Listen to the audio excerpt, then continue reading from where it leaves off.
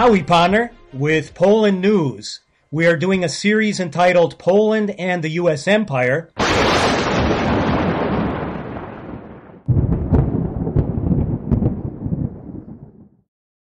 Then we move on to 2008, and we have the South Ossetia conflict in the country of Georgia. The mainstream media loves to say, when they list all their negatives on Russia, why they need to be contained and so forth, Russia invaded Georgia in 2008. But even the European Union disagrees in their official report, saying it was Georgia who invaded. Can you tell us what role did the U.S. empire play in this conflict? Well, first of all, just a point about the European Union. That's a typical trick. First, they declare urbi et orbi that Russia invaded. Then, when the commission comes in, the experts come in, they write a report, etc. Eventually say, well, not really. They were first attacked by the Georgians, a half tone of voice. So nobody notices that. You know about it. I don't think most people don't. The role of the U.S. was basically to, again, back an element very similar to the Ukro-Nazis in the Ukraine, which is Mikhail Saakashvili, which has the same kind of backing, same kind of ideology, same everything. And I don't know that for a fact, but I think it certainly matches with what I've heard, is that he was pushed, he sort of got a blessing to go ahead and attack, because just to remind your listeners of what actually took place, there was a Russian peacekeeping force inside South Ossetia. Those were attacked militarily by Georgian forces, at which point not only did the Georgians invade South Ossetia, but they actually killed Russian servicemen. Let me ask a simple question. Do you think any other country would accept that its soldiers, particularly peacekeepers, are attacked without reacting? So, of course, Russia did counterattack, and counterattacked in a very effective way, because the war officially lasted 5 days, and really in 3 days the deal was over. I hear that elements of the Republican Party, people around John McCain, who, by the way, also showed up at the Maidan, of course, were strongly pushing Saakashvili to take that decision. I also hear that elements in the U.S. military were less than enthusiastic about that.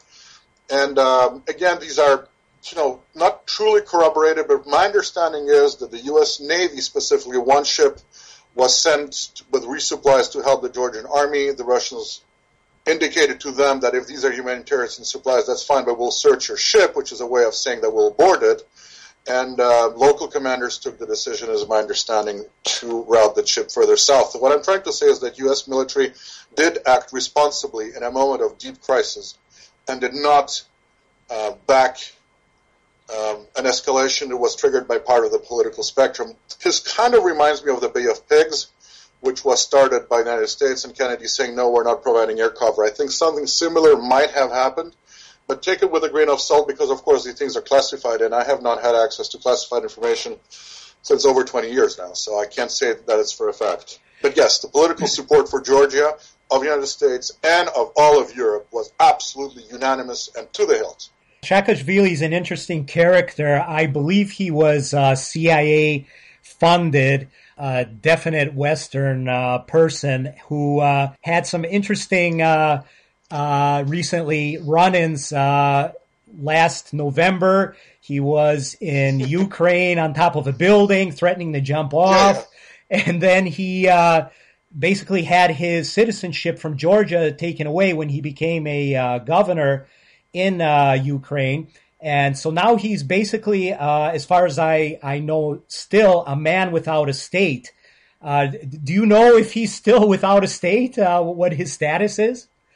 As far as I know, yes. I know he's on an official wanted list in Georgia, because under his rule, there was tremendous corruption, there was tremendous political repression, even though he promised an open police. People were tortured. I mean, there's a long list of grievances against him of the people of Georgia. And the guy's on the run, essentially. I think he's mentally unstable. I think the famous episode of him chewing on his tie, on his tie is a good example. Just forget about the tie. Just look at his face. The guy's a nutcase. But again, the West used to support the Chechen Wahhabis, who were every bit as insane and as cruel as Daesh is, in Iraq or in Syria. Right. The West also supported them until they understood, that, first of all, these guys couldn't be run properly. They start decapitating Western people, including British technicians. And secondly, they realized that the war is lost because basically the Chechens decide to side with Russia. So, the feeling that Russians get, and I think it's the correct one, is the West will side with the devil himself. Doesn't matter who it is, as long as it's against Russia. The level of Russophobia in the West is absolutely beyond anything rational. So no surprise that it would back people like Saakashvili at all. Yeah, it's a very hysterical state of affairs with the media in Russia. And Saakashvili, it was interesting. He was with Yulia Tymoshenko on a train recently trying to come into Poland, and he was stopped at the border. I don't know what his fate has been since then, but yeah, like you say, he's probably still on the run. Okay, so then I would like to take us next to 2011 and, of course, the Syria war. The mainstream media portrays the war as having started after peaceful protests in Syria were violently crushed by President Assad of Syria. Is this true? And what role did the U.S. empire play in starting this war? It's the same role as everywhere else. Okay. You take a country that you need to take under control. You first begin by sabotaging it economically as much as you can. It wasn't that crucial in Syria, but it did play a role. But it's what we see happening today in Venezuela. Secondly, you fund democracy, right? You spoke about the CIA funding Saakashvili. It doesn't have to be the CIA as such. There are many, many, many contractors. Private contractors, so-called private contractors. There are many front organizations which are run by various parts of the U.S. intelligence. Basically, you funnel money to the opposition. Then the next step is you create some kind of incident. It can be done by means of sniper. It can be done by means of fake terrorist attacks. It can be done by filming, like the White Helmets film, completely, off-site incidents, and then present that as being reports from somewhere, say in Libya. And if that doesn't matter, you just basically have, let's say, 100 people, to give you a proportion, that are demonstrating against the regime perfectly, peacefully and non-violently. Stick 10 people with guns around, attack the security forces, trigger a bloodbath. And it's not that hard to do because a lot of countries, for instance, Syria, which is clearly the victim of imperial aggression today, if you look at the actual history of the regime in Syria, the Ba'athist regime, they were known to be pretty brutal. They had a secret service, the Mukhabarat, who did, shoot people. Assad's father actually used artillery on a city once. I mean, it's not hard to create a violent conflict in a country like Syria. So then you get the security forces and or military to get involved, or in the case of Syria, actually, there were also volunteer organizations. If my recollection is correct, those committed a lot of human rights and atrocities because they're not even disciplined, not even state actors. They're just, volunteers. So you mix all that and you trigger a civil war. And then you go, the regime is bloody and illegitimate because it's turned against its people. We don't need a Security Council resolution. We're going to have a responsibility to protect, and then you intervene. That's it. It's simple. It's what was done in Yugoslavia, what was done in Libya, it was done in Syria. It's the same recipe over and over. And only a country that's very effective and has a strong popular consensus backing the government in power, I think of Iran here, can actually effectively overturn it, or Russia for that matter. These two countries managed to beat that system, but it was hard in both cases. It was for a while it was touch and go.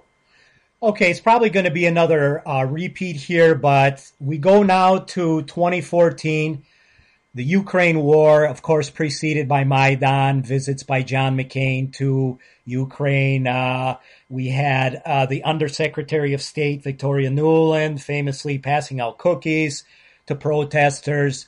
Then we had her recording, planning the overthrow or the new government that was to take power in Ukraine. The war, it's a war that's still percolating today. It's killed thousands. And here Poland had more of an active role than just being sort of a sidekick with NATO. Their foreign minister, Radosław Sikorski, he was president. He was present when President Yanukovych signed over his transfer of power, basically, and then had to flee the country the very next day because his life was in danger. Could you please tell us how this war started and where it's at today? Oh, yes, that's very simple, really. Of course, you're right. First of all, an agreement was made with the president. Security forces were withdrawn, and immediately it was overthrown. And the guarantors of that agreement, Poland, I think Germany and France, if my recollection is correct. I want to double check on that list, but I think that's what I recall. Pretending that they weren't part of it, immediately reneged on it, never enforced it. Poland here, as you well know, there is no much love lost between Poland and the Ukraine historically. The two countries have been viciously evil to each other, the two nations in the past, and all that, when they are together on the podium, it's because they have a common enemy, not because they truly love each other. And Poland backed, of course, the Euromaidan politically. They backed by sending training and supporting various extremist Ukrainian nationalist groups for all their distaste for them in reality. And there were Polish quote-unquote volunteers, which, as usually with volunteers, are a mix of volunteers and not-so-volunteers involved in the fighting. The civil war was inevitable because the key thing is this: you can't possibly put.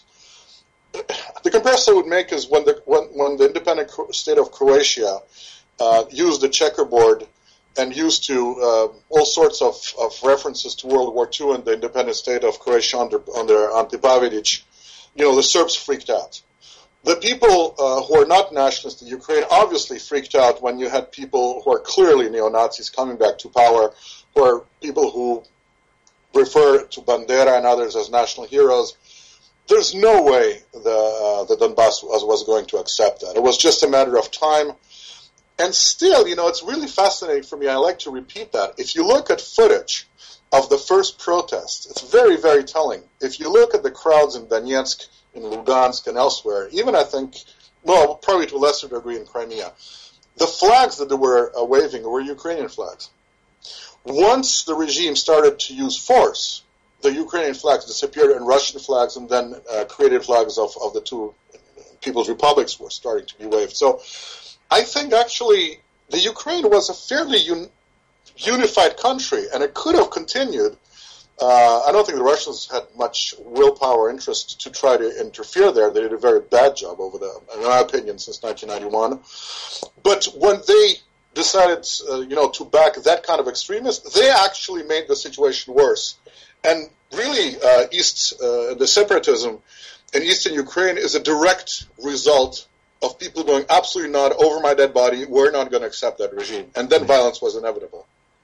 Right. You mentioned the neo-Nazis, and currently I think it's the number 2 or the number 3 man in Ukraine, Andrei Parubey, is one of the leading figures of that neo-Nazi group they have there, and still today.